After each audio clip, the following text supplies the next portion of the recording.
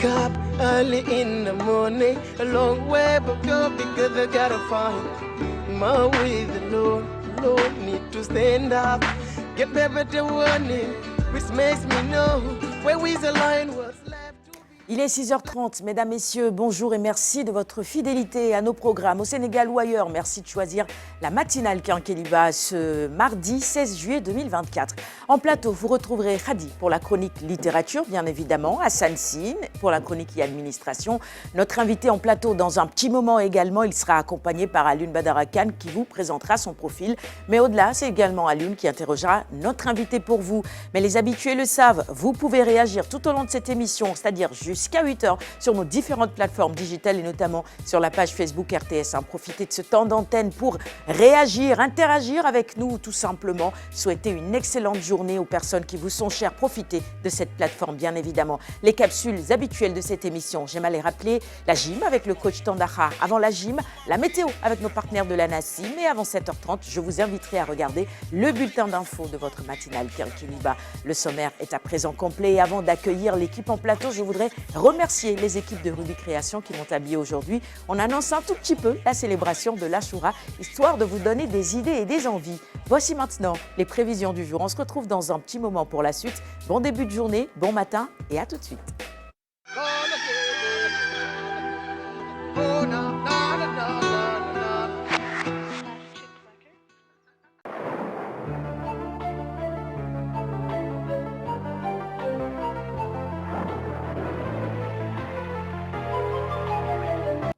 Bonjour chers amis téléspectateurs qui nous suivez sur l'émission Quinqueliba, espérant que vous avez passé une excellente nuit. Les temps forts de l'actualité météorologique restent marqués par une situation pluvieuse au sud et au centre du pays pour cette journée du mardi.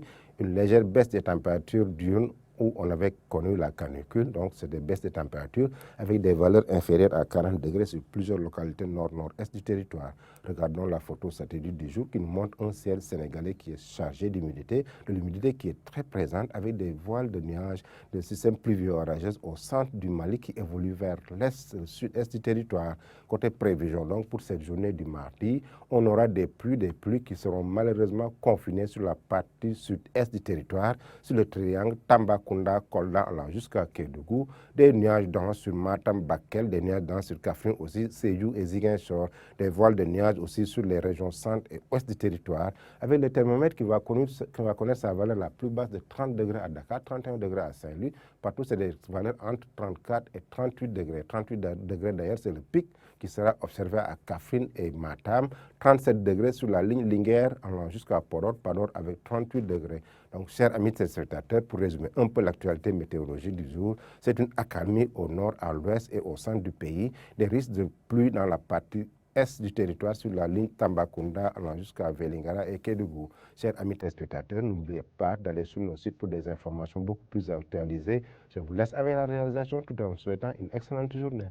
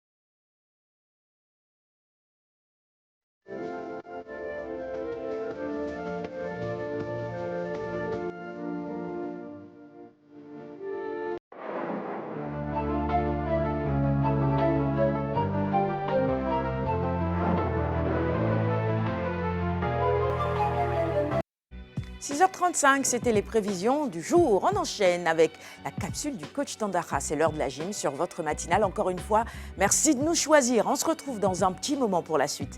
À tout de suite.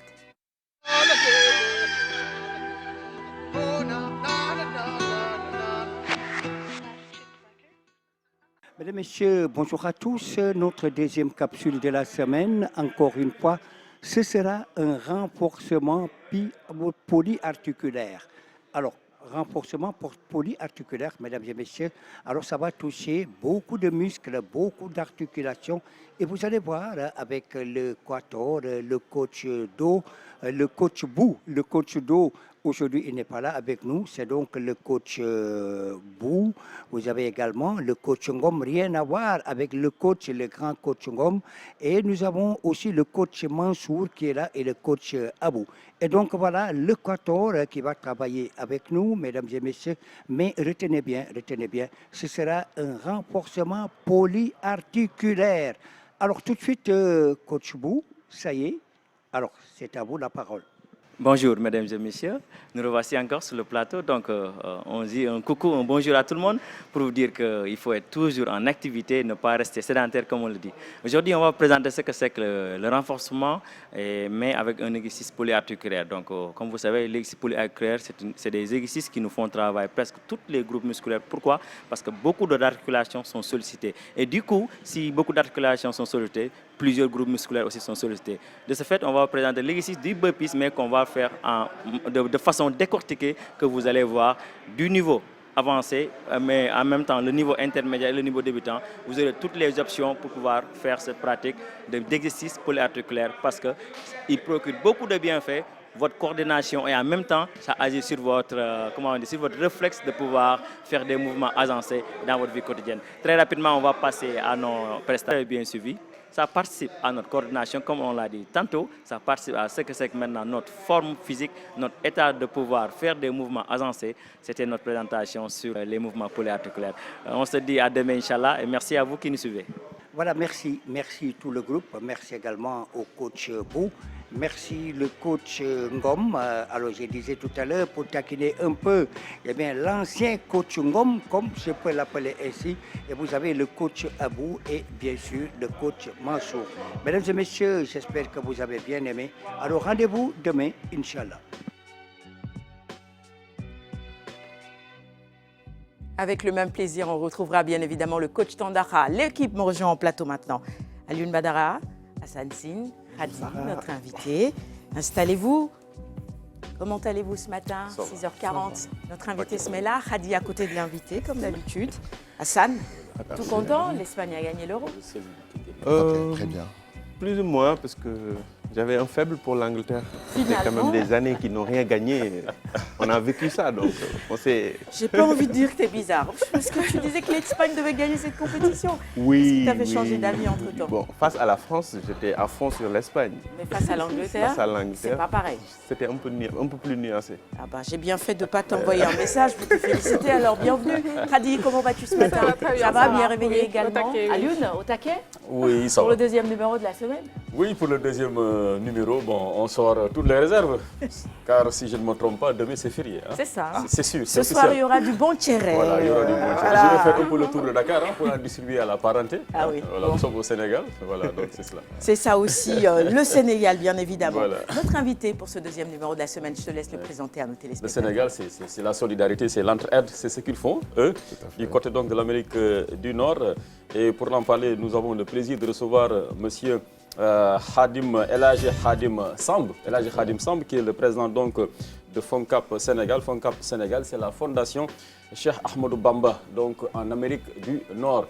Et c'est une structure qui œuvre beaucoup pour faciliter le quotidien quand même de nos compatriotes et même d'autres nationalités. Par exemple, vous l'avez vu dernièrement avec cette vague d'arrivée, en tout cas de migrants d'origine sénégalaise en Amérique du Nord, surtout aux États-Unis, en passant bien sûr par l'Amérique centrale.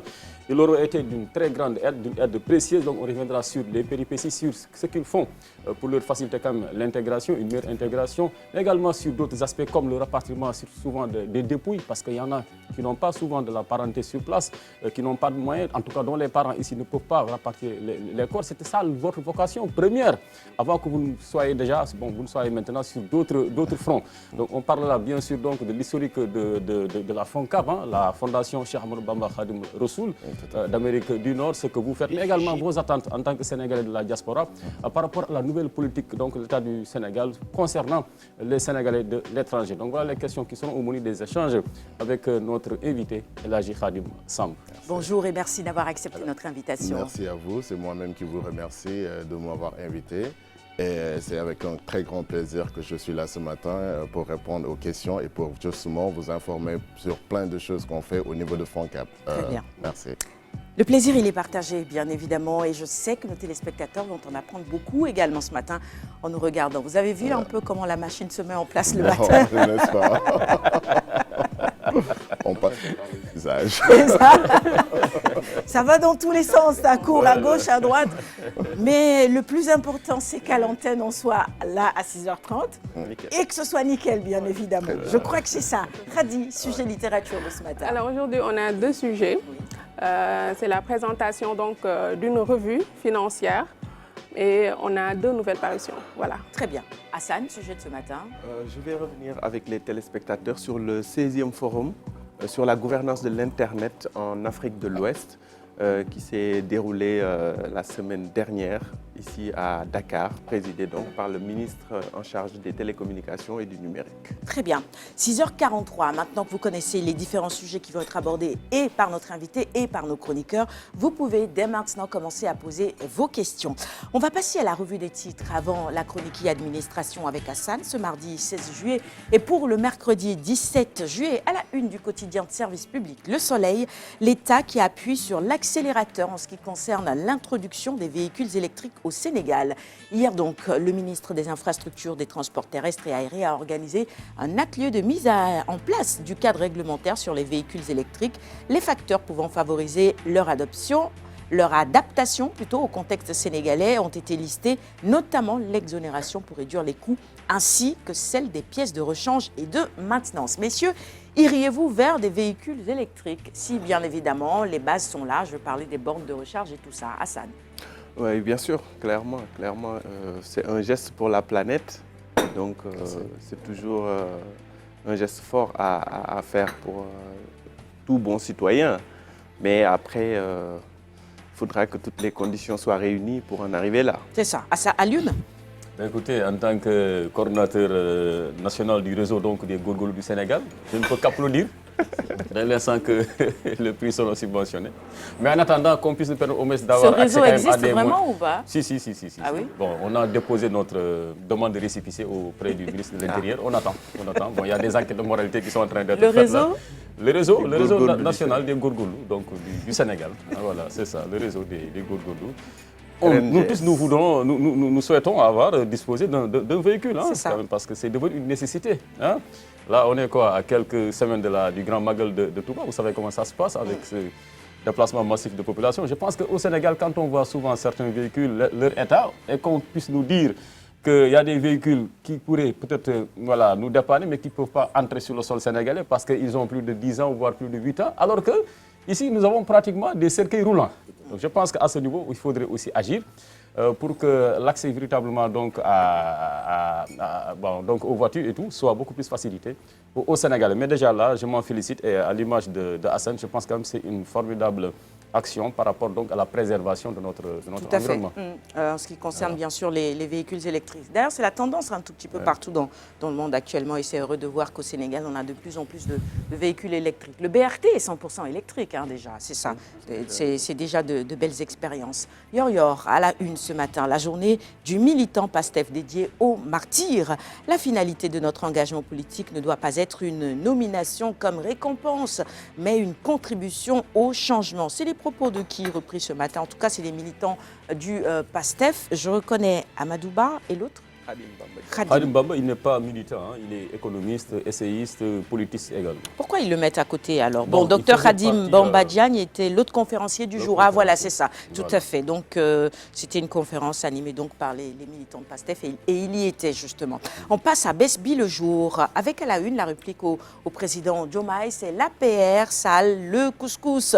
Seydou Gueye qui déclare ceci: s'il n'y a plus de fonds politiques, où a-t-il puisé pour assister une personne malade? 100 jours d'incompétence, de bavardage, de confusion de rôle. Ça, c'est évidemment les propos des responsables de l'APR qui, hier, on le disait sur ce plateau, après la sortie, la conférence de presse du chef de l'État allait bien sûr se réunir. Ils l'ont annoncé, faire une conférence de presse également pour répondre, bien évidemment. Et en détail, vous pouvez retrouver les réponses, hein, ou en tout cas les propos tenus lors de cette conférence de presse à la page 6 du quotidien Besbi le jour. L'actualité politique est également à la une du quotidien Le Quotidien ce matin avec le bilan de Diomaye, les liens de sang. Ah, nos confrères sont très inspirés ce matin. L'APR sale le couscous. Les liens de sang, pour dire 100 jours véritablement. Bon, pour le quotidien, on n'est pas surpris, hein, parce que véritablement, en ce qui concerne les unes, c'est des as. Les propos de Seydou Gueye repris à la une de ce quotidien ce matin, 100 jours d'incompétence et de bavardage. Pour Thierno Bocoum, il doit démissionner, il ne croit plus être en mesure d'être le président. Vous voyez à la une la photo de ces trois acteurs politiques. Le chef de l'État au milieu, bien évidemment, et à côté, Seydou Gueye et Thierno Bocoum. L'actualité est à la une du quotidien Sud Quotidien également. Politique, bien sûr, avec la sortie du chef de l'État sur ses 100 jours de pouvoir, les fonds politiques et le dénouement du bras de fer autour de la déclaration de politique générale. L'APR contre-attaque finalement. À la une de 24 heures maintenant, positionnement, déconstruction, doute anthropologique, crédibilité, refaire de la politique, l'attente du peuple. Le Sénégal est un pays à reconstruire. C'est l'unique message envoyé par le peuple au soir du 24 mars 2024. J'ai envie de voir en détail cet article. C'est à la page 7, bien sûr, du quotidien Sud Quotidien. Je regarde 24. rapidement. 7. L'article, refaire de la politique, c'est une analyse signée Abdoulaye Diop. Voilà, c'est ça, je cherchais le nom du journaliste. À lire, bien évidemment, les puissants doutes anthropologiques des Sénégalais qui ont émergé durant les 20 dernières années amènent la population à vouloir écrire sa propre histoire. Qui sommes-nous? À quoi servons-nous? Où allons-nous finalement? Vous avez la réponse à ces interrogations, messieurs?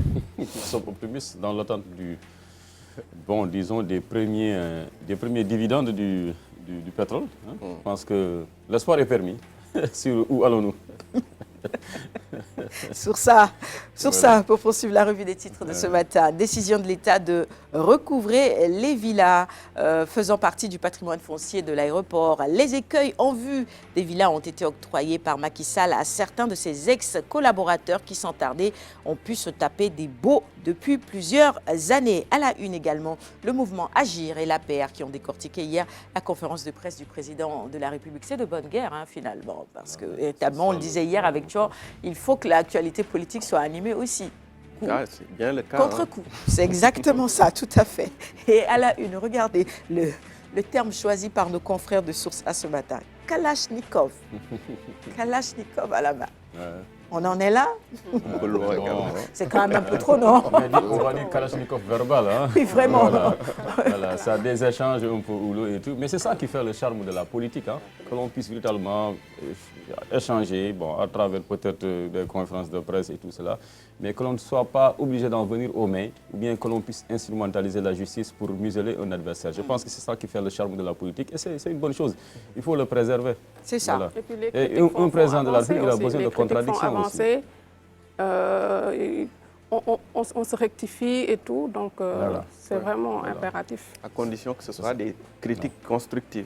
Mais c'est ça, c'est ça. Et pas des critiques pour se positionner pour l'avenir. C'est ça. Et qu'on n'en C'est vienne cela. surtout pas aux armes. Kalachnikov, mais- surtout pas. Stade, on termine ce matin, la revue des titres de ce matin. Avec à la une, regarde Hassan, ça doit être pour toi. Le prince Harry Kane sans couronne finalement. Harry Kane. Arikan. Disons Je veux calme, faire pour plaisir faire à plaisir à Ali Alun Badara. Badara. Oui.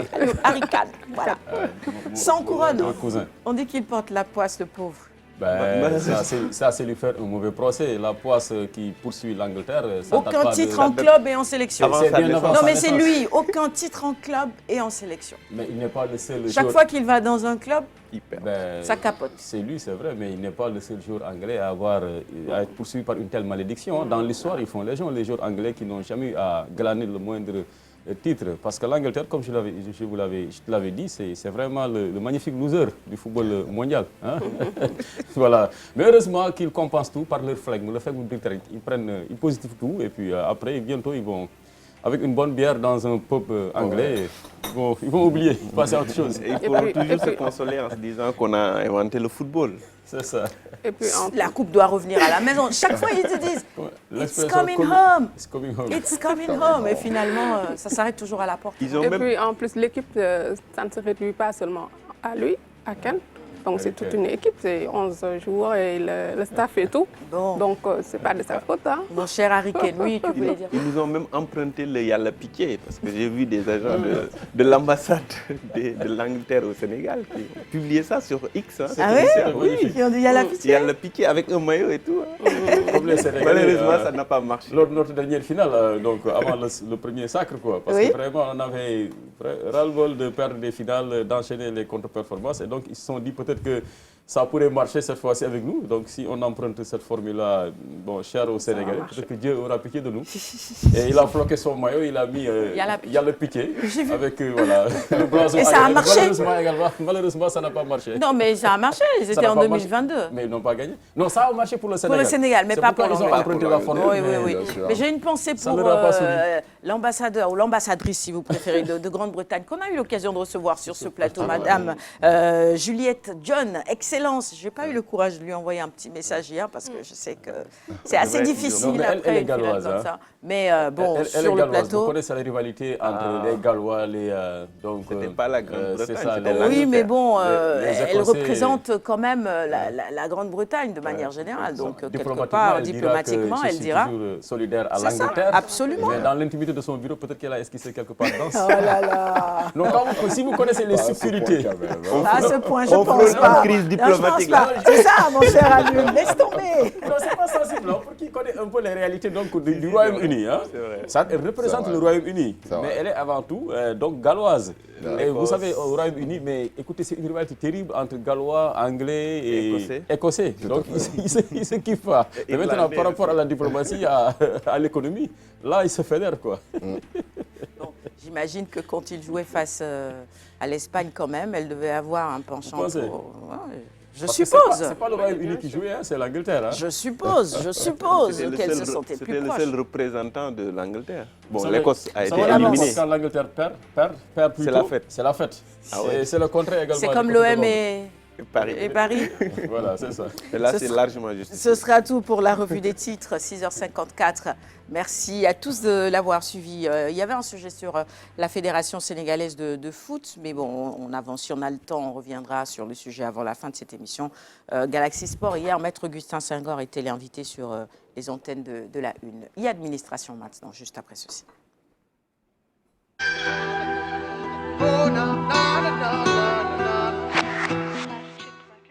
Alors, on va parler d'abord du forum sur la gouvernance de l'Internet, c'est ça? Le 16e du genre que Dakar a accueilli donc, la semaine dernière, mercredi et jeudi, 11 et 12 juillet, plutôt jeudi et vendredi, 11 et 12 juillet. Donc, c'était une cérémonie présidée par le ministre de la Communication, des Télécommunications et du Numérique.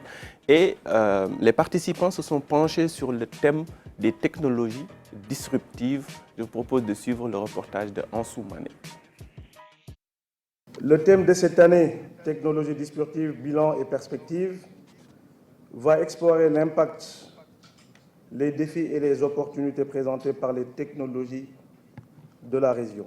Sur ces mots, le ministre sénégalais de la Communication, des Télécommunications et du Numérique a lancé officiellement les travaux de la 16e édition du Forum sur la gouvernance de l'Internet en Afrique de l'Ouest, les 11 et 12 juillet dernier à Dakar. Cependant, il faut dire que même si beaucoup d'efforts ont été notés dans cette gouvernance de la connectivité, entre autres en Afrique, les défis demeurent toujours. La bonne gouvernance, évidemment, le digital apporte de la transparence. Si on a la volonté de l'utiliser à bon escient. Elle apporte de la transparence dans tous les domaines. Et c'est ce qui crée peut-être quelquefois de la résistance. Mais la résistance, elle doit être vaincue par une forte volonté politique. C'est aussi simple que ça. Il faudrait également alléger et réglementer, parce qu'il le faut, ces infrastructures satellitaires qui arrivent. Et voilà, une diversification également des opérateurs de télécommunications vers ces opportunités d'infrastructures et technologiques qui permettent de résolver ce qu'on considère comme gaps, mais qui ne sont pas en réalité des gaps.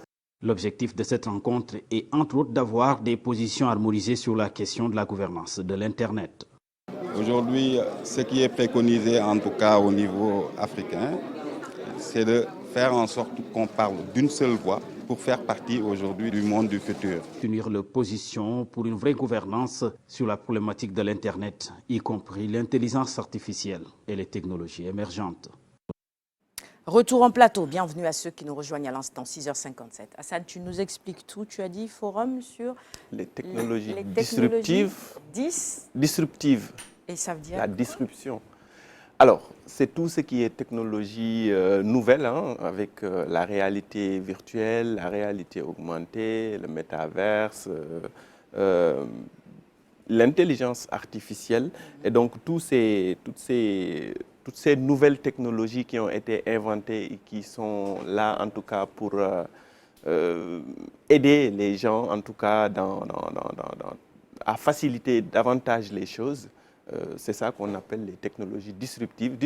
La disruption, c'est vraiment plus fort que la révolution, en fait. On change catégoriquement de face. On aurait pu trouver un terme plus simple, non? C'est joli, hein, la disruption. Vous connaissez nos amis de l'écosystème numérique. Hein, ils aiment compliquer les choses. Hein. Expliquer ainsi, ça aurait été beaucoup plus simple. Hein, ce qui contribue à donner un coup... révolutionnaire. Voilà, révolutionnaire. C'est révolutionnaire. Les technologies révolutionnaires. C'est très simple. Parce que l'intelligence artificielle, par exemple, on va y revenir tout à l'heure. Oui. Vous voyez tout ce que ça permet. L'intelligence, la machine peut écrire un article aujourd'hui. C'est vrai. Pour nous journalistes, par exemple. Avec ChatGPT et tout ça. Voilà, ils peuvent faire un dessin, une présentation. Voilà. La robotique également, qui peut t'aider à faire le ménage et tout cela. Donc ça change vraiment la façon de vivre des gens. Très bien. On peut dire aussi que donc, les technologies distributives permettent l'accès rapide des données. Oui. Voilà, donc aussi, en gros, par exemple... L'enjeu, ce sont les données. Voilà.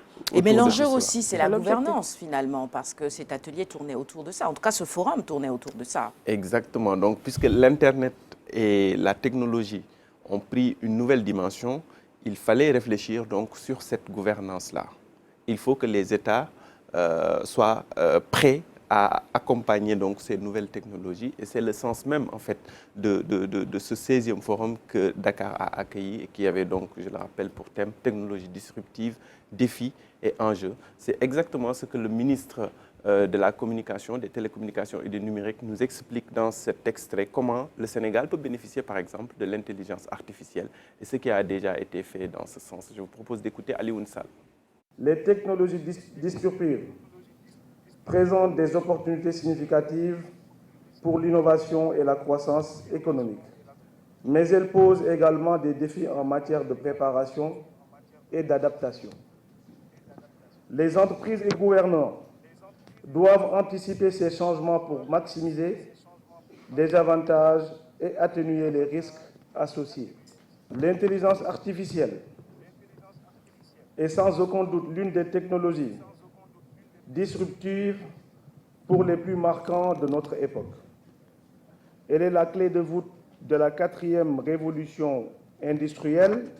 Afin d'en tirer le meilleur profit, le Sénégal a établi sa stratégie nationale qui est le reflet de nos rêves collectifs et de nos aspirations pour un Sénégal juste.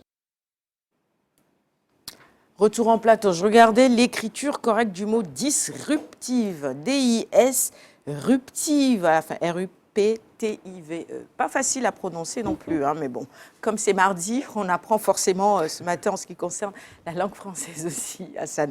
L'intelligence artificielle au Sénégal, il y a évidemment des start-up qui sont également dans le domaine et qui créent des choses assez intéressantes. effectivement, il y a même le Sénégal qui a, le ministre l'a rappelé, une stratégie nationale dédiée donc à l'intelligence artificielle. Et c'est pour montrer un peu que, en tout cas, les enjeux autour de cette technologie sont en tout cas connus. Et le Sénégal se prépare, tout comme les autres pays de l'Afrique de l'Ouest qui étaient conviés dans cette rencontre. Et comme tu l'as dit, hein, il y a des startups qui évoluent dans ce domaine-là. Ils se sont même regroupés en communauté. Il y a par exemple Galsen AI, qui est une communauté donc, de startups évoluant dans le domaine de l'intelligence artificielle, en tout cas pour appuyer la vie des gens de manière générale. L'intelligence artificielle, c'est aussi toutes ces montres connectées aujourd'hui, c'est tous ces objets connectés qui nous inondent un tout petit peu partout et qui, quelque part, nous facilitent la vie, mais pas que. Et qui peut être aussi facteur de croissance économique, parce que ça facilite les choses à tout point de vue. Donc, naturellement, ce n'est pas pour rien que les États s'engagent même à travailler autour d'une stratégie portant sur l'intelligence artificielle. C'est vraiment pour anticiper et essayer de voir comment cette technologie peut aider dans le développement. Mais dans l'autre sens, est-ce que l'avancée de ces technologies, justement, quand on parle d'intelligence artificielle, est-ce que cela ne met pas en péril ou en danger certains métiers? On en a souvent parlé. Est-ce que, quelque part, on ne va pas vers la disparition de certains métiers, par exemple? Parce que l'intelligence artificielle peut faire ça. Certainement pas. Certainement pas, puisque moi, ce que je constate... Mais quand on va, par exemple, dans un resto, en Europe, c'est déjà le cas, et même ici, il y a certaines expériences. Vous passez toutes vos commandes, c'est-à-dire il y a une machine en face de vous. Oui. Le serveur n'est pas obligé de s'approcher de vous pour vous dire qu'est-ce que vous voulez, etc. Vous entrez dans le supermarché, bon, vous vivez aux États-Unis, vous passez toutes les commandes déjà, et puis il n'y a plus personne en face de vous. Mais vous voyez ceux qui ont travaillé derrière pour mettre en place cette machine, qui vont assurer sa maintenance, il faut un certain niveau pour pouvoir être là-dedans. Et les métiers simples, les gens qu'on pourrait embaucher comme ça, tout simplement, juste pour souhaiter la bienvenue. Hein, c'est clair il y a des métiers qui vont disparaître. Des métiers même commencent à disparaître. Hein, quand vous prenez l'industrie de l'automobile, à l'époque, c'était la taylorisation, hein, faire ce travail de chaîne. Mais aujourd'hui, il y a combien d'ouvriers, par exemple, dans les grandes usines de fabrication de voitures aux États-Unis ou bien peut-être en Asie? Le chiffre a drastiquement baissé. Parce que tout ce que l'on peut faire, ben, un robot pourrait le faire à sa place, voire même mieux, et sans que le patron ne puisse sortir voilà, le moindre copec. Donc forcément, il faudrait également que le monde du travail apprenne plutôt à se réinventer, sinon le chômage va gonfler. Et c'est d'ailleurs l'une des craintes, en tout cas, de certains détracteurs un peu donc, du tout numérique, hein, donc de l'intelligence artificielle. Autre conséquence également, le manque d'empathie de l'humain vers son prochain. Quand un jour, bon, je sais pas, dans la semaine passée, je pense que je suis tombé sur un reportage en Asie où maintenant, vous pouvez épouser un robot. Ça, comme congé, vous avez un robot. Imaginez que finalement, alors, que serait le monde, hein? Ça dit, c'est incroyable. Maintenant, bon, chaque avancée également a ses conséquences, soit positives ou négatives. Mais il faudrait trouver le juste équilibre. C'est ça. Et c'est ce qu'on en fait surtout qui pose parfois problème. Parce que, à la base, l'intelligence artificielle et toutes ces avancées, c'est de bonnes choses, c'est pour nous faciliter la vie. Mais derrière, qu'est-ce qu'on en fait? Je crois que c'est là où il faudrait réfléchir davantage. Surtout dans nos pays où, véritablement, ça commence à arriver, mais on ne s'est peut-être pas très bien préparé à tout cela. Donc, il faut commencer, d'où l'intérêt peut-être de ce forum-là. Khady. Oui, c'est bien quand même de se mettre au diapason du numérique. Mais comme Hassan l'a dit et comme Aline Badara l'a dit, il faut faire très attention parce que même il y a des robots maintenant qui règlent les champs. Ça quand même, ça c'est bien, c'est avantageux. Donc les emplois peuvent être bouleversés et tout. Donc il faut faire attention et se réinventer tout juste. Je crois qu'aux États-Unis, on est déjà en plein dedans. En tout cas, on avance, hein, quand on parle d'intelligence artificielle par rapport au Sénégal, par exemple. Tout à fait, vous avez parfaitement raison. Et parlant d'intelligence artificielle, je crois que le Sénégal a déjà fait des pas en avant et c'est quelque chose qu'il faut saluer et vraiment magnifier parce que c'est un train qui est déjà... sur les rails et puis ça ne va pas reculer. Donc du coup, on doit justement éduquer la population à comment l'utiliser à bon escient. C'est ça. Il faut s'adapter, comme disait tout à l'heure Alioune, et se réinventer aussi finalement. C'est important. Se réinventer. On termine? Oui, donc c'était juste pour rappeler que donc cette cérémonie, ce forum a été organisé sous l'égide donc de la CEDEAO et des Nations Unies. Et donc Dakar donc, a accueilli cette 16e édition qui, je le rappelle, avait pour thème technologie disruptive, défis et perspectives.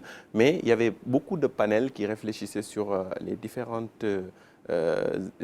aspects liés donc à ces technologies disruptives-là. Je pourrais peut-être en citer certains avec la connectivité numérique, l'IA, les technologies émergentes pour le développement, la promotion de l'économie numérique et de la gouvernance électronique, l'inclusion numérique et l'innovation. C'était autant de thèmes qui ont été développés autour de panels pour réfléchir de manière générale sur la gouvernance de l'Internet en Afrique de l'Ouest. Très bien, merci beaucoup mon cher Hassan Sine. On referme la chronique de ce matin. On avance sur le conducteur 7h07. On passe à la première partie de la rubrique invité et c'est juste après ceci.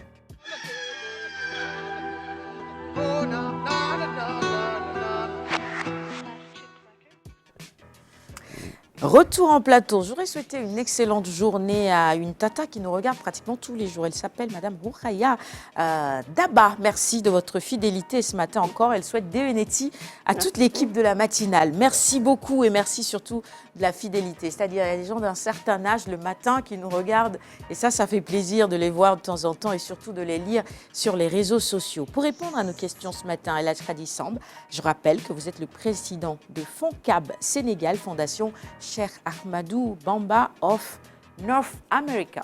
Voilà, je vais dire Amérique du Nord. Voilà. C'est ça. Contourner la difficulté. Voilà, c'est ça. Mais il n'y a pas de souci. Ce matin, elle a dû répondre. Ils nous font un séjour aux États-Unis en immersion. Voilà. Dans tous les cas, tu seras bien accueilli.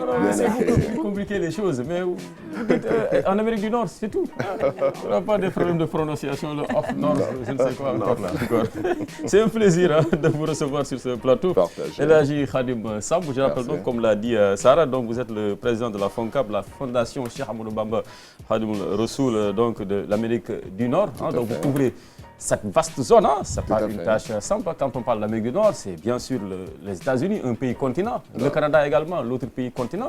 Alors vous devez donc être très, en tout cas, très structuré, avec beaucoup d'imagination pour pouvoir véritablement donc toucher votre cible qui bouge beaucoup. On sait que l'homme sénégalensis est un éternel voyageur. Alors, mais avant de revenir sur les actions que vous déroulez sur le terrain entre ces deux pays, donc l'Amérique, j'ai même oublié le Mexique qu'on pourrait associer également à votre zone de compétence, parce que c'est un peu la zone tampon entre l'Amérique centrale, l'Amérique du Nord, donc on des fois le rattache donc à l'Amérique du Nord. Alors, le travail, il peut être vraiment fastidieux. Mais d'abord, revenons sur les origines de la FONCAB, la Fondation Cheikh Ahmadou Bamba Khadimul Rassoul. Au tout début, qu'est-ce qui a motivé sa création, M. Samb? Alors, tout d'abord, permettez-moi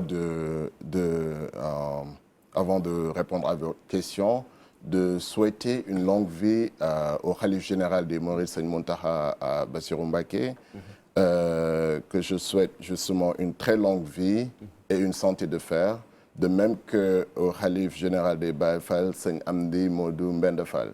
Donc, comme vous l'avez si bien dit, la Fondation Cheikh Ahmadou Bamba of North America, FONCAB, est une fondation qui couvre justement les États-Unis et le Canada. Les États-Unis, comme nous le savons tous, est composé de 52 États. Et les Sénégalais sont partout dans ces 52 États. Donc, ça demande une organisation. Et l'origine de cette fondation, c'est actuellement, c'était un besoin d'unifier et de rassembler les daïras qui se trouvaient justement au niveau des États-Unis et au niveau du Canada. Donc, les membres de la fondation, ce ne sont pas les personnes physiques, mais surtout les daïras qui sont dans les différents États. Donc, présentement, la fondation Cheikh Ahmadou Bamba compte 44 daïras et qui sont justement partout au niveau des États-Unis et au niveau du Canada. 44 daïras, ça fait un beau monde. Justement. Mais alors, vos premières actions portaient, il faut le rappeler quand même, sur le rapatriement des dépouilles. Pourquoi cela vous semble aussi important? Je ne dirais pas que ça portait justement sur le rapatriement, c'en est une partie, un volet, mais l'idée derrière, c'était plutôt de préserver cette valeur religieuse et culturelle dont nous héritons de Cheikh Ahmadou Bamba, qui nous a justement donné une éducation religieuse très importante. Donc, pour préserver ça au niveau des États-Unis et justement pour pouvoir justement le partager avec d'autres individus, c'est ça qui est à l'origine justement de la création de la fondation. Donc, on a différents volets et dont le Hadiyatou Rahma qui consiste à justement, dans le cadre social, au rapatriement des dépouilles mortelles. Et en dehors de Hadiyatou Rahma, on a justement le Kër Serigne Touba qui est au niveau de justement des maisons de Cheikh Ahmadou Bamba, des maisons d'hôtes, des maisons qui tiennent lieu justement de centres religieux et qui permettent justement à nos concitoyens sénégalais ou musulmans, je dirais, à venir pratiquer justement leur religion de manière paisible et en toute quiétude. Et d'ailleurs, ces maisons Cheikh Ahmadou Bamba, Khadim Rassoul, ont servi de refuge, de centre d'accueil, on peut le dire, à nos frères et sœurs migrants arrivés fraîchement d'Amérique centrale, bien sûr en passant par cette fameuse route, la route donc du Nicaragua. Et vous avez été particulièrement sollicité, parce que vous crouliez même sous le poids de la demande. Alors comment vous avez accueilli ces compatriotes? Quel a été le premier contact? Voilà, leur état et tout cela. Qu'est-ce qui vous a frappé quand vous les avez reçus? Alors, ce qu'il faut dire ici, c'est qu'en réalité, la fondation Cheikh Ahmadou Bamba of North America est déjà légalement établie aux États-Unis. C'est-à-dire que c'est une structure qui a été légalement reconnue par l'État fédéral des États-Unis et au niveau du Canada. Donc, en aucun cas, on peut ou bien on veut justement promouvoir l'immigration irrégulière. Oui, c'est ça. Donc, par contre, par ailleurs, il faut retenir qu'une fois qu'ils franchissent justement les côtes américains, là, on est dans l'obligation même morale de les assister. Parce que la procédure, comme ça s'est passé, en réalité, une fois que nos compatriotes viennent aux États-Unis et ils sont déjà interpellés par les forces américaines, qui font leur procédure et les libèrent. Et une fois qu'ils sont libérés, la majeure partie de ces compatriotes sénégalais viennent dans les Kër Serigne Touba, comme on a l'habitude de les appeler. Et comme vous avez parfaitement raison, ça a été un lourd, une tâche très lourde, mais quand même, on a su manager avec l'aide de tout un chacun, pas seulement les mourides. Je dirais que on s'est organisé, tout d'abord, ils étaient dans les Kër Serigne Touba, et je prends l'exemple d'Atlanta, par exemple, et c'était plutôt débordé. Donc, on s'est réunis pour justement s'organiser à louer des appartements et de les mettre là-bas, par exemple. Il y a aussi le côté alimentaire, parce que c'est des gens qui viennent surtout, la plupart avec 0 francs, donc de bonnes volontaires, des gens préparer justement de la nourriture pour leur donner. Donc, du coup, il y avait le côté habitat et le côté alimentaire. Hassan? Oui, bon, Khadi, je voulais vous demander comment, par rapport au fonctionnement, parce que vous avez parlé de 44 daïras, et j'imagine que ça doit avoir un coût. Comment vous faites donc par rapport au fonctionnement? Alors, la fondation Cheikh Ahmadou Bamba de North America est une, comme on l'appelle, NGO, qui a but non lucratif. Donc on ne fait pas justement de profit du tout. Donc, comment on fonctionne? C'est, comme j'ai dit, c'est le regroupement des daïras. Et ce sont ces daïras même qui cotisent annuellement. Par exemple, nous regroupons les hadiya qui vont vers Touba. C'est la fondation qui regroupe tous ces hadiya et le donne au Khalif général des Mourides. Et pour le cas présentement, par exemple, de Hadiyatou Rahma, la façon dont on fonctionne, c'est que il y a un don annuel de $80 que chaque membre de Hadiyatou Rahma verse.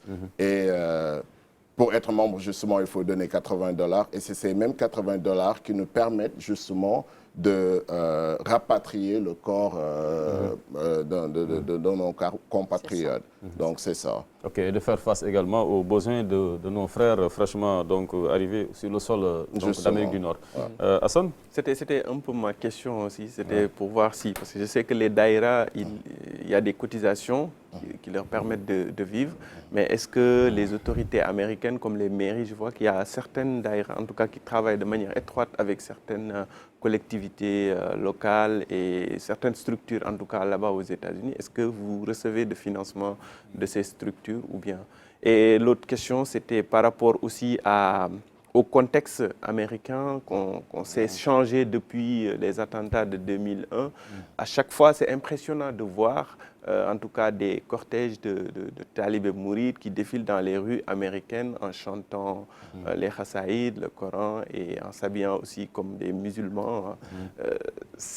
On se demande comment ça peut se faire en Amérique. Alors, Hassan, je trouve que c'est une très bonne question. Vous en avez deux d'ailleurs. Pour la première, il faut dire qu'on est en parfaite collaboration avec les autorités américaines parce que tout simplement, on est légalement établi. Mais j'avoue qu'il n'y a pas de financement, justement, un financement particulier pour les daïras. Par contre, les membres de la Fondation Cheikh Ahmadou Bamba peuvent justement solliciter des dons ou s'arranger à ce qu'on puisse avoir une certaine collaboration entre des entités qui sont au niveau des États-Unis et Touba ou même Sénégal. Et je donne l'exemple, par exemple, des conteneurs qu'on avait amenés ici au Sénégal qui contenaient plus d'une centaine de millions de matériaux médicaux.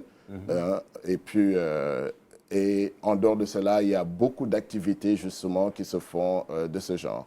Maintenant, pour ce qui est de la situation au niveau des États-Unis, qui est un pays du moins très open. Les États-Unis, c'est un pays très libéral. Je dirais que cette relation dure depuis longtemps. Depuis Seigne Murtala Mbaké, à qui je souhaite qu'Allah subhanahu wa ta'ala lui accorde gratitude et tout. Donc, depuis Serigne Murtala Mbaké, on a eu à justement bénéficier des Bamba Day, comme on l'appelle. Et justement, le 28 juillet prochain, ce sera le Bamba Day au niveau de New York. Et je dirais que cette collaboration, non seulement ne date pas date depuis longtemps, mais c'est une collaboration qui nous a permis justement de pratiquer justement sainement et librement notre religion au niveau des États-Unis. Voilà. Et de construire l'image que certains Américains radicaux ont de l'islam. Quand vous voient défiler dans la bonne humeur entre compatriotes et qu'il y ait également d'autres nationalités, même s'ils ne sont pas forcément musulmans, cela démontre que l'islam, c'est une religion quand même tolérante, assez ouverte sur l'autre. Et je crois que c'est ce qu'il faudrait retenir quand même de cette initiative que le Bamba Day. Sarah? Ma question va s'inscrire dans cette dynamique. J'imagine qu'avec toutes ces actions que vous menez, il y a forcément des Américains qui, en vous voyant pratiquer, ont été également séduits. Est-ce que certains ont rejoint vos rangs et aujourd'hui sont devenus de vrais disciples également? Est-ce que dans votre association, on compte justement des Américains? Quand je dis Américains, la couleur de peau ne compte pas, bien évidemment, qui vous ont rejoint? Tout à fait. Des Américains, nous en sommes tous de nationalité, mais des Américains juste, comme vous dites, donc oui. Parce que quand même, ce qu'il faut retenir, c'est que ce que Cheikh Ahmadou Bamba a mis sur la table en tant que leader religieux déjà est vraiment louable non seulement, mais on peut l'exporter facilement, si j'ose dire comme ça. Donc du coup, il y en a beaucoup d'Américains qui sont d'origine, justement, qui sont venus adhérer à la cause mouride et justement qui sont devenus justement des musulmans. Et je me rappelle d'ailleurs quand on était étudiant dans les années 2001-2002, j'ai eu un ami, Winston, qui s'est reconverti en islam avec Seigneur Murtala Mbake. Donc, et ça, depuis lors, ça continue sans arrêt. Là, chaque fois que Seigneur Mamor Mbake vient en visite, et même en son absence, il y a beaucoup justement d'Américains qui viennent se reconvertir en islam et qui justement deviennent mourides. Alors aujourd'hui, face à la montée en puissance de l'extrémisme aux États-Unis, on le voit avec Trump qui a le vent en poupe, et avec bien sûr sa théorie, son slogan « America First », l'Amérique d'abord, disons un slogan assez exclusif, donc ça veut dire que les autres communautés ne sont pas réellement prises en compte dans son programme politique. Est-ce que vous n'avez pas quand même une certaine peur de vous retrouver subitement dans une société devenue intolérante, alors que l'Amérique, ce qui faisait quand même son charme, c'était, comme vous l'avez rappelé tout à l'heure, vraiment sa capacité d'accueil, son esprit d'ouverture, c'était ça l'Amérique. Mais aujourd'hui, l'Amérique que l'on voit sous Trump fait peur. N'avez-vous pas peur, vous, Sénégalais d'origine, établis là-bas? Non, pas du tout, au contraire, parce que en dehors de cette image qu'on nous montre de l'extrémisme américain et tout, il faut dire que il y a une forte évolution religieuse. C'est-à-dire qu'il y a beaucoup d'Américains qui se convertissent en islam. Parce qu'avant le 9/11, comme vous l'avez dit, le 11 septembre, les Américains ne savaient pas ce qu'était l'islam, dans leur majorité. Surtout quand vous allez au niveau du Corn Belt, vers Ohio, Illinois, dans ces contrées, justement, ils ne savaient pas ce qu'était l'islam. Donc, c'est des gens qui sont très enfermés. Et du coup, après les événements de 9/11, avec l'annexion de Afghanistan, Irak, ils sont revenus et beaucoup plus informés de ce qu'est l'islam. Donc là, maintenant, ce qu'on voit le plus, c'est beaucoup d'Américains, blancs et noirs, qui se convertissent à l'islam.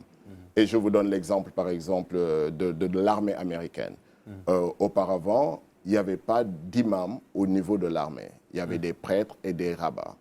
Donc, parce que, justement, ils ont le droit de pratiquer leur religion. Et c'est après 9/11 qu'on a créé ce poste de, justement, imam au niveau de l'armée américaine. C'est pour vous dire, justement, que ces mêmes militaires qui sont envoyés au niveau de ces pays typiquement musulmans se sont convertis en islam. Alors, aujourd'hui, quelles sont vos attentes? Là, c'est un parent de Alioune, là, non?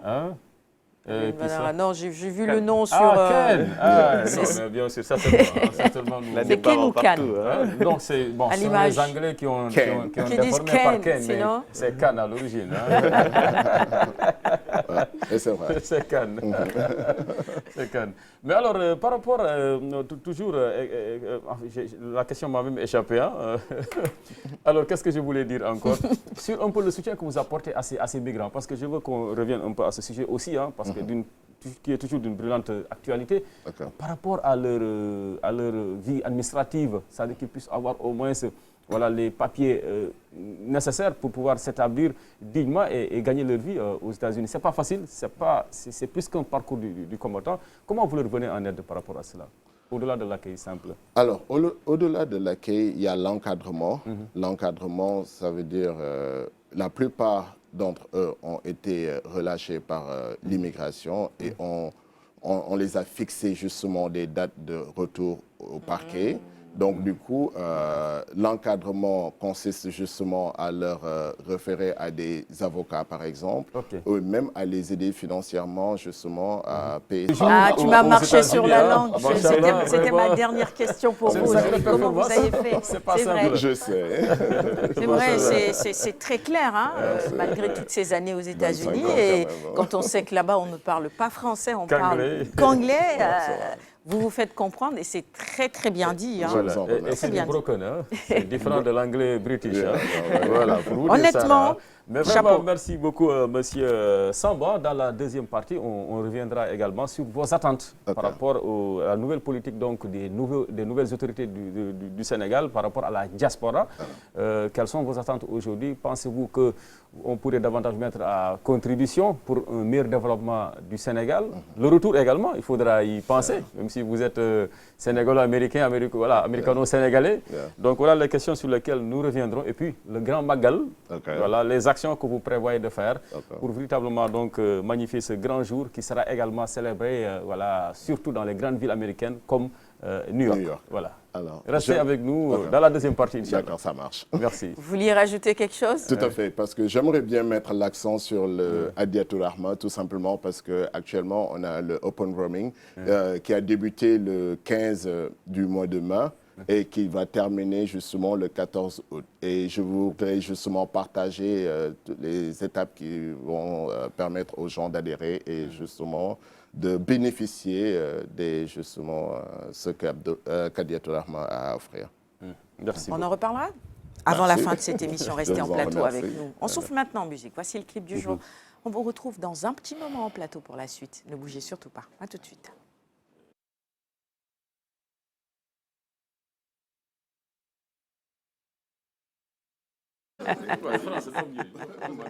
Allez, on revient.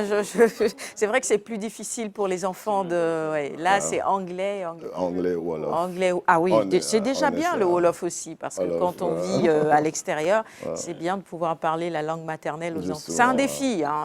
Certains parents y arrivent. Votre fidélité, surtout merci encore une fois de nous regarder, particulièrement à ceux qui sont avec nous depuis 6h30. Il est 7h41. La littérature, c'est l'affaire de Khadi sur la matinale Quinqueliba ce matin. Khadi, tu nous présentes la revue Afrique Finance Review. C'est comme ça que ça s'appelle. Voilà, Afrique Finance Review. Ah, Finance, sorry. Voilà, alors cette revue est dédiée donc, à l'économie et à la finance africaine. Du coup, on y retrouve donc des opportunités financières, des idées novatrices, mais également des success stories. Alors, vous savez, donc, on est dans un monde de compétition. Donc, les Africains devraient eux aussi jouer leur partition. C'est dans cette optique-là que Fatoumata Thiaw, qui est la fondatrice de cette revue, donc, a lancé cette revue en 2023. Et donc, elle est économiste. Et justement, je vous propose tout de suite de la découvrir. Revue 100% participative, donc chacun a son mot à dire dans cette revue. Et cette revue sert d'outil d'aide à la décision. Donc, outil d'aide à la décision ça peut être les ministères, l'État, les investisseurs privés, comme toute personne qui veut développer ses connaissances dans l'économie, dans tous les sujets qui sont susceptibles d'apporter un éclairage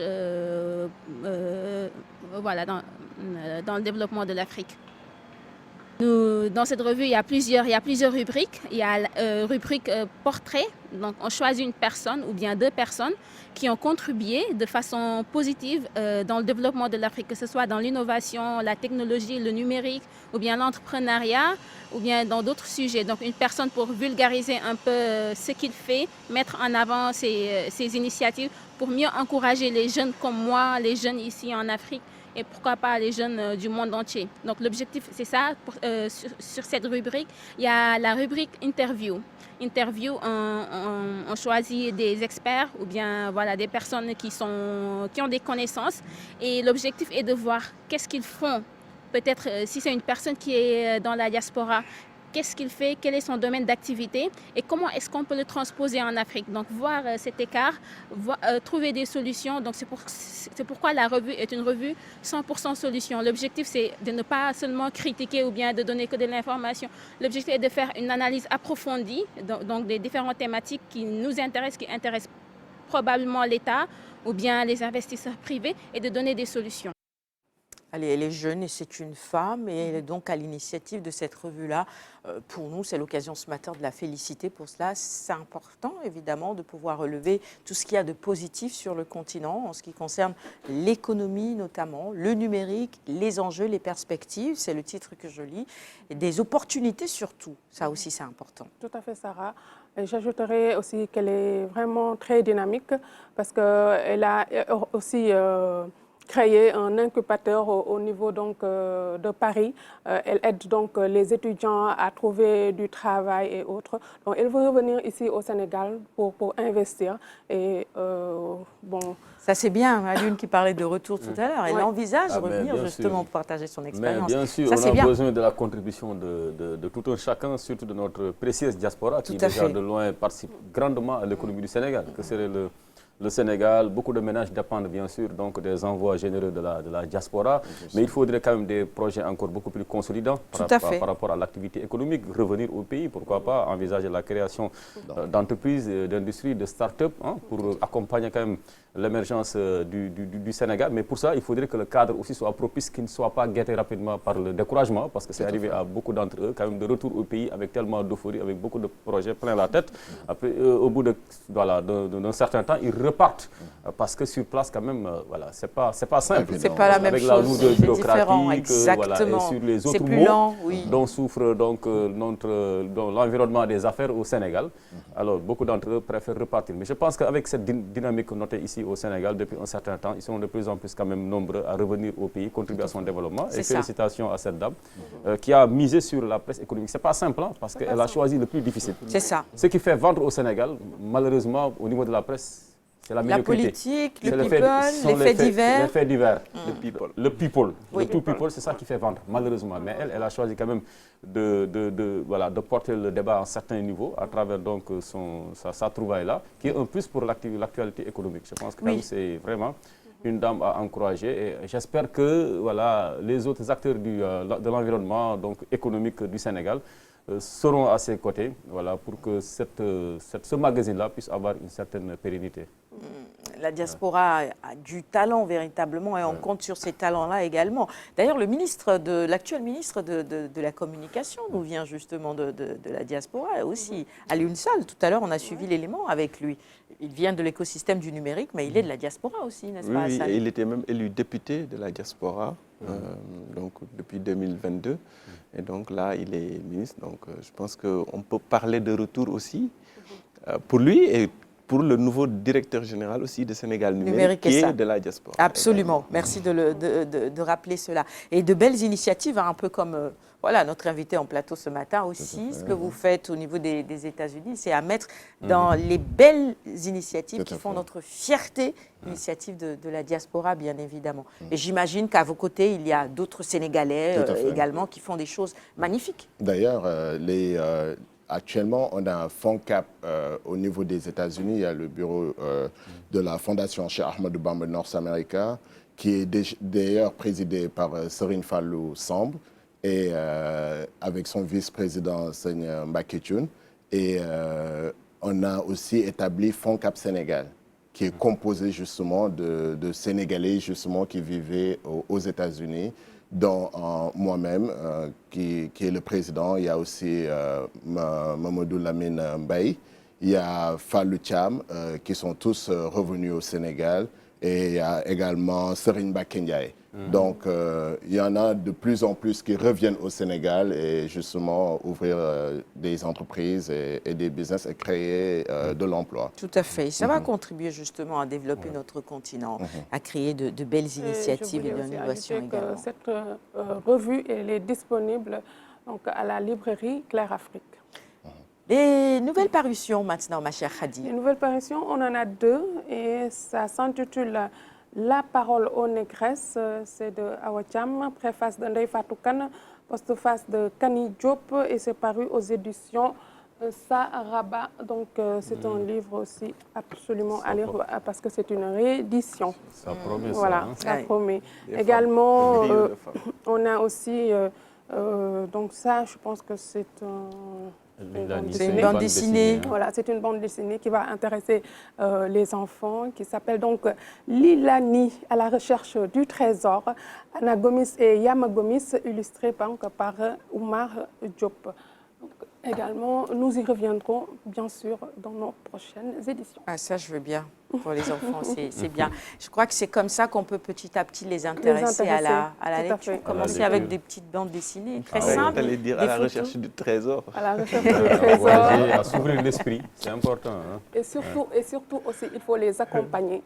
Lorsqu'ils lisent, par exemple, tenir le livre, lire avec eux, et non pas les donner le livre comme ça et dire va lire. Voilà, va lire, non, parce qu'ils ne vont pas lire, mais il faut les accompagner. Dans la lecture. Voilà, il faut prendre du temps justement pour lire pour les enfants aussi. Les enfants aiment ça, hein, quand on prend du temps et qu'on lit, surtout quand c'est des bandes dessinées comme ça, avec les dessins, même avec les plus petits. Et puis, qui sait, petit à petit, le virus va arriver comme ça. Merci beaucoup, ma chère Hadi, pour la chronique littérature de ce matin. On parle un tout petit peu de l'Achoura avant de réinterroger notre invité de ce matin. C'est dans la nuit d'aujourd'hui à demain que ce sera célébré. Bon, bien sûr, on va parler beaucoup de Tchéré et tout ça, du partage également. C'est une façon de raffermir finalement les liens qui existent déjà entre nous et entre les différentes communautés, Hassan.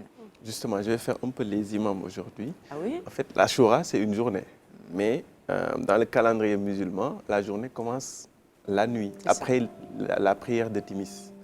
Donc, Achoura commence aujourd'hui à partir de Timis jusqu'à demain Timis. Donc c'est une journée, mais puisque tout est concentré dans cette journée-là, on a l'impression que ça commence la veille et que ça se termine le matin, mais c'est une journée, une journée musulmane.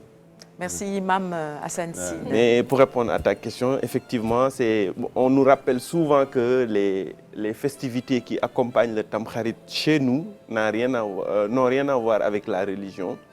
Et que c'est une pratique culturelle, mais bien ancrée. Tu parles évidemment de Tadjebon, de comment les gens se déguisent et tout ça. Et qui, je pense, a un rôle quand même social très fort et sociétal très fort à jouer dans notre société.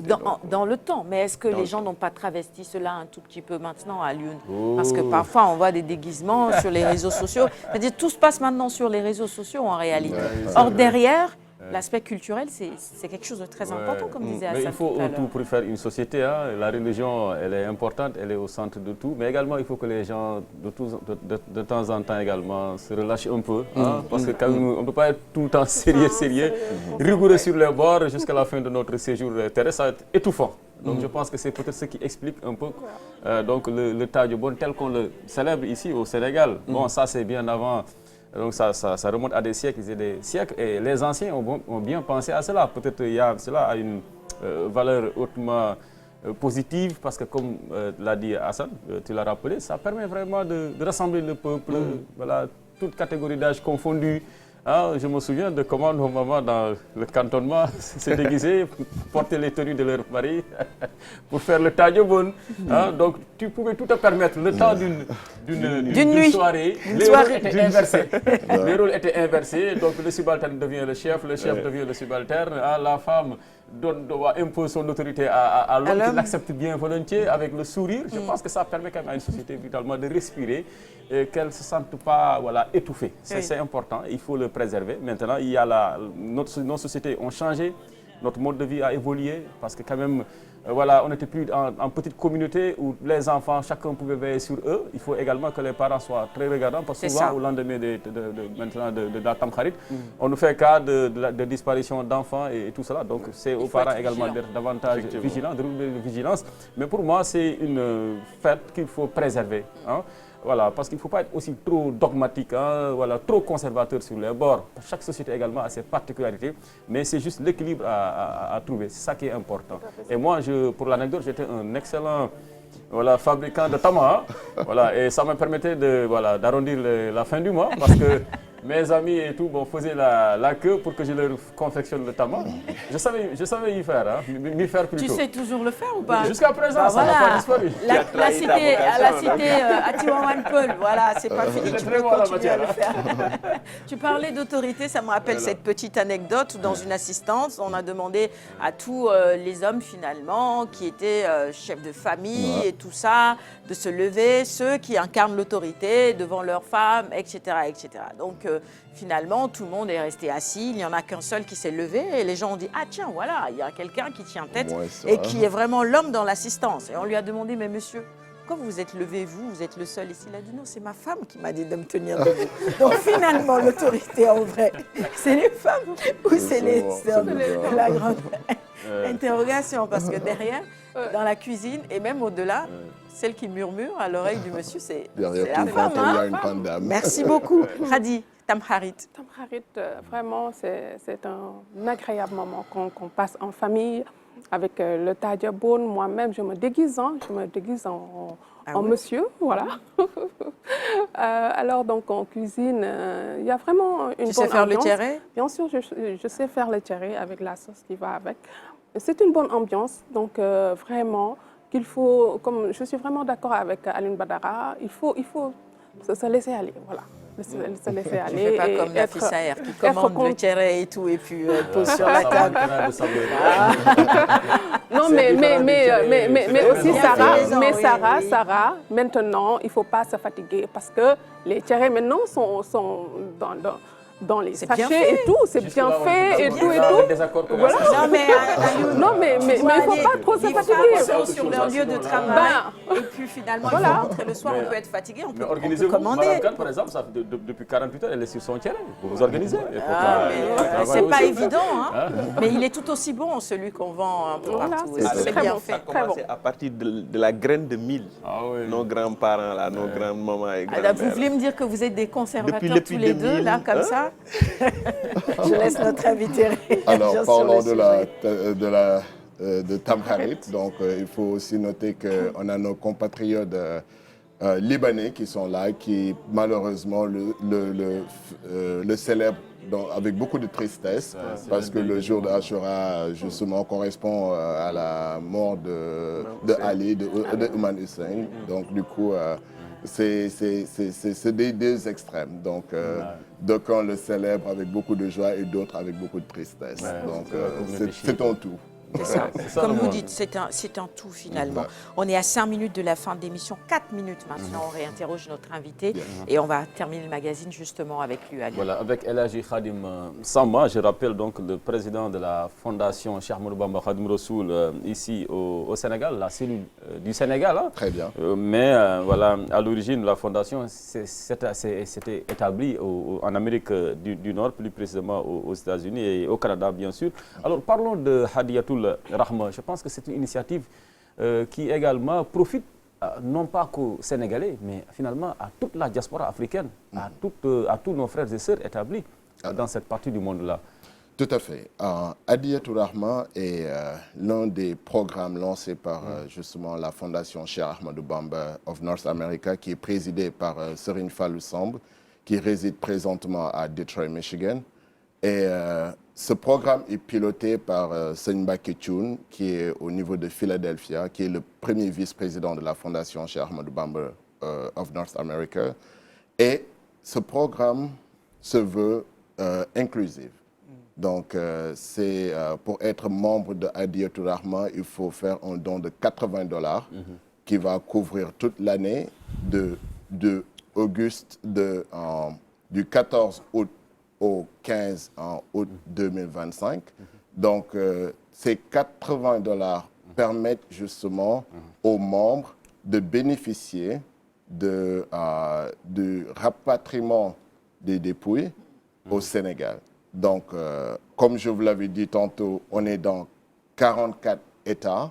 Mais si vous êtes membre de Hadiyatul Rahma et que vous vivez dans n'importe quel État aux États-Unis ou au niveau du Canada, Hadiyatul Rahma est en parfaite collaboration avec des maisons funéraires. D'accord. Donc, du coup, on s'occupe justement du transport de la dépouille au Sénégal. Maintenant, c'est du début jusqu'à la fin, jusqu'à l'aéroport de Dakar. Et c'est important de préciser ça. Donc, disons, si quelqu'un décède au niveau de Wisconsin, par exemple, donc on s'occupe justement de tout ce qui est frais et tout ce qui est papier légal au niveau de l'administration pour qu'on puisse justement amener le corps au niveau de l'AIDB. Et à partir de l'AIDB, c'est la famille justement de la personne vous auriez fait déjà le plus difficile. Justement. Et il faut dire que d'habitude, avant justement la création de Hadiyatou Rahma, c'était plutôt les gens qui sollicitaient ça et là des dons pour justement... Et c'est des coûts élevés parce que pour amener un corps, ça peut coûter jusqu'à presque $8 000. Donc, vraiment, $80 comparé à $8 000. Et maintenant, ce qu'il faut dire, c'est que pour être membre de Hadiyatou Rahma, il faudrait avoir plus de 17 ans, donc 18 ans et up. Et si un parent de la famille adhère à Hadiyatou Rahma, tous ces enfants de moins de 18 ans sont couverts par le programme. Et de même que ces visiting parents. Donc si, par exemple, vous êtes aux États-Unis et que vous avez des parents qui sont venus vous rendre visite, là, Hadiyatou Rahma peut justement contribuer de manière symbolique justement au rapatriement du corps de ses parents. Maintenant, côté, c'est ouvert dans les pays limitrophes, ça c'est une initiative de cette année. Donc il y a la Gambie, le Mali, la Guinée-Bissau et la Guinée-Conakry. Donc les ressortissants aussi de ces pays-là peuvent justement adhérer à Hadiyatou Rahma et c'est justement ouvert à toute religion, confession confondue. Merci beaucoup. Merci beaucoup, M. Samb. On se dirige vers le Magal, par anticipation, excellent Magal. Merci. Voilà, à tous les membres de la FONCAP. Merci. Merci d'être passé sur ce plateau. Peut-être rappeler que $80, ça fait moins de 50 000. Bon, voilà, justement. Imaginez, faites la comparaison vous-même très rapidement par rapport aux millions qu'il fallait payer avant. Ouais. Merci encore une fois d'être passé sur ce plateau. Il est 8 h, c'est fini pour ce matin. Hadi, merci. Oui, merci Sarah. Merci Hassan. Merci Sarah. Merci Alioune. Merci. Excellente célébration de la Tamharit à tous nos téléspectateurs. Merci de nous avoir regardés. Et cette chanson immortelle d'Ismaël Allo qui sera bien évidemment à l'honneur tout au long de cette soirée. Tadjebon, bien sûr. On se retrouve après la célébration. Ce sera donc jeudi en direct pour un nouveau Quinqueliba. Prenez soin de vous. Au revoir.